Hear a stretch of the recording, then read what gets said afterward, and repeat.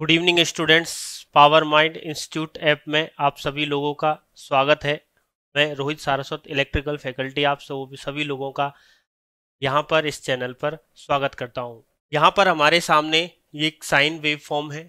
इस sine wave form का अगर टोटली एनालिसिस किया जाए तो इसके हमें मुख्य रूप से मेनली कम से कम 3 पॉइंटें जो हैं वो बिल्कुल दिमाग में रहने चाहिए।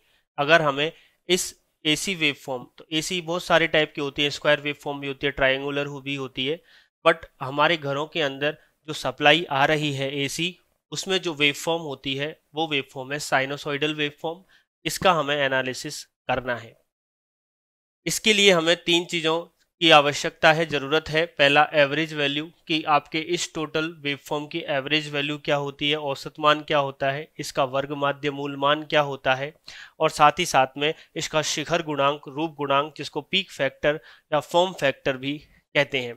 तो इनके बारे में हम लोगों को पता होना चाहिए। अगर हम बात करें सबसे पहले एवरेज वैल्यू या औसत मान की, तो औसत मान बेसिकली क्या होता है कि जितनी भी वैल्यूज होती हैं उनके सभी वैल्यूज को ऐड करते हैं और उनके नंबर्स का डिवाइड करते हैं, तो हमारे पास एवरेज वैल्यू आ जाती है। अब अगर हम लोग एक साइनोसॉइडल वेवफॉर्म की फुल साइकिल की बात करें, एक साइनोसॉइडल वेवफॉर्म की फुल साइकिल 0 से लेकर 360 तक की बात करें, तो जितना वो पॉजिटिव में गेन करती है उतना ही नेगेटिव में गेन करती है। तो इसका मतलब जितने उसके पास पॉजिटिव हैं उतनी ही वैल्यू उसके पास क्या है, नेगेटिव है। अगर आप पॉजिटिव प्लस नेगेटिव का एवरेज निकालोगे तो ओवरऑल कितना आएगा, 0 आएगा।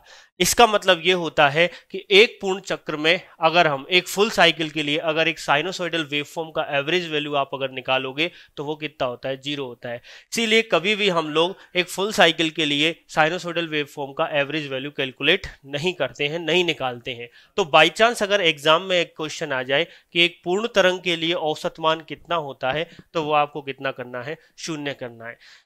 तो फिर हमने क्या कहा, फिर हमने कहा कि जब हम फुल वैल्यू फुल साइकिल के लिए तो निकाल नहीं सकते, तो फिर हम हाफ साइकिल के लिए निकाल लें। तो हाफ साइकिल के लिए हम लोगों ने निकाला, अर्ध चक्र के लिए औसत मान निकाला, तो वो आता है 2Vm अपॉन पाई। ये फिक्स वैल्यू है जो आपको याद रखनी है कि एक साइनोसॉइडल वेवफॉर्म का हाफ साइकिल का एवरेज वैल्यू औसत मान कितना होता है, 2Vm अपॉन पाई, जिसे हम बोलते हैं 0.637 ऑफ Vm, मैक्सिमम वैल्यू का 0.637।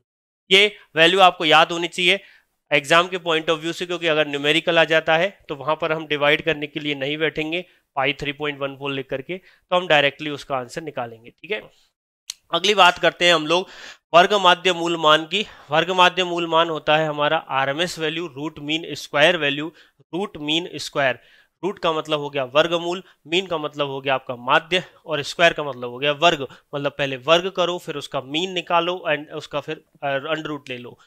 तो वही काम हमने किया है कि हमारी जो टोटल साइनोसॉइडल वेवफॉर्म है उसकी फुल साइकिल का वीआरएमएस मान जब हम इस फॉर्मूले से निकालते हैं तो वो आता है bm अपॉन अंडर रूट 2, जिसकी वैल्यू 0.707 ऑफ bm होती है।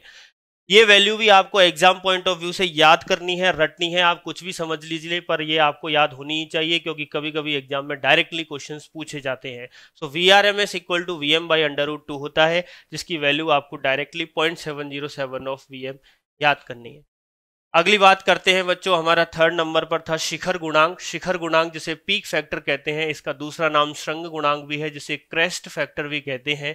अगर एक साइनोसॉइडल वेवफॉर्म के लिए हम लोग पीक फैक्टर निकालें तो ये रेशियो होता है maximum value to the RMS value, यानी कि अधिकतम मान और वर्ग माध्य मूल मान का अनुपात, या मैक्सिमम वैल्यू और आरएमएस वैल्यू का जो रेशियो है वो क्या कहलाता है, आपका शिखर पीक फैक्टर या शिखर गुणांक कहलाता है।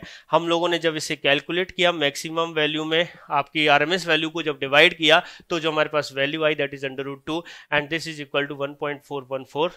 तो एक फिक्स याद कर लीजिए, साइनोसॉइडल वेवफॉर्म का पीक फैक्टर कितना होता है, 1.414 होता है। एंड रेशियो क्या है, maximum value to the RMS value. Next बात करते हैं फॉर्म फैक्टर या रूप गुणांक की। ये काफी टाइम एग्जाम्स में पूछा हुआ है, डायरेक्टली पूछा हुआ क्वेश्चन है, और कभी कभी न्यूमेरिकल बेसिस भी क्वेश्चन आ जाता है कि अगर आपके किसी भी वेवफॉर्म का एवरेज वैल्यू इतना है और उसका फॉर्म फैक्टर इतना है, तो बताइए कि उसका आरएमएस वैल्यू कितना होगा। तो आपको फॉर्मूला पता होगा तभी तो आप करोगे। सो रूप गुणांक या फॉर्म फैक्टर क्या होता है बच्चों? It is the ratio of RMS value to the average value. RMS मान और औसत मान का जो अनुपात है वही आपका रूप गुणांक है। और आप जब इसे सॉल्व करोगे तो आरएमएस वैल्यू क्या है? Vm/√2। मैक्सिमम वैल्यू क्या है? 2Vm/पाई। इसको डिवाइड करेंगे तो पाई/2√2 आएगा, दैट इज इक्वल टू 1.11। तो आपको ये 4 चीजें यहाँ मैंने आपको बताई।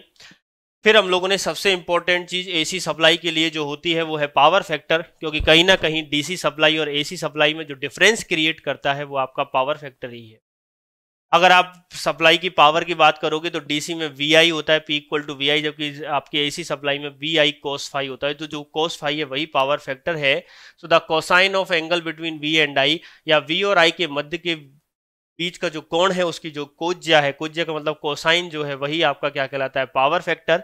और power factor equal to cos phi।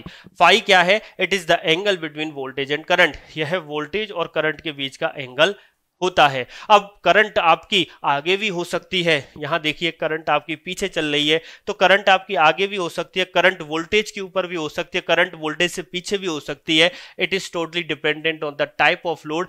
ये आपके लोड के प्रकार पे निर्भर करती है कि करंट की डायरेक्शन किधर होगी, ये वोल्टेज को लैग करेगी, लीड करेगी, या उसके फेज में होगी। उसी के बारे में हम लोग नेक्स्ट क्लासों में बात करेंगे। फाई क्या है? वी और आई के बीच का कोण है, और ये है आपका पावर फैक्टर। तो इस तरीके से आप किसी भी एसी सप्लाई का जो साइनोसॉइडल वेवफॉर्म है उसका एनालिसिस इन 4 तरीकों से कर सकते हो, और हम नेक्स्ट के वीडियोस के अंदर करेंगे।